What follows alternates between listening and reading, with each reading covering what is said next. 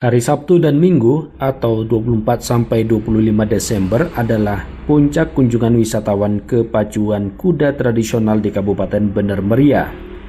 Kegiatan yang menimbulkan keramaian tersebut biasanya berdampak pada kemacetan arus lalu lintas di area keluar masuk lapangan pacuan kuda Sengeda.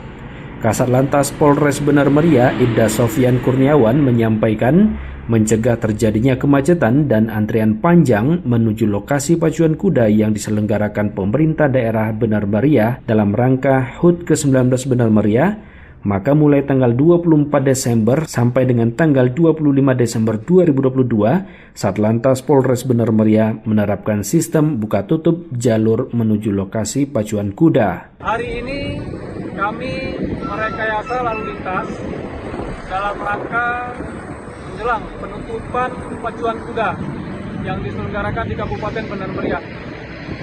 Kami sinyalir kepadatan arus terus meningkat, jadi kami mengambil inisiatif melakukan rekayasa lalu lintas, yaitu menutup salah satu ruas jalan yang mengarah ke lapangan pacuan kuda. Bagi masyarakat atau pengunjung yang akan menyaksikan pacuan kuda, untuk masuk melalui jalur Simpang 4 Bandara Rembele dan untuk keluar melalui jalur bundaran di dekat kantor Kementerian Agama Bener Meriah. Wisatawan dihimbau untuk mematuhi rekayasa lalu lintas yang dilakukan Satlantas dan Dinas Perhubungan Bener Meriah agar terbebas dari kemacetan. Satiran, Ararita Kengon melaporkan.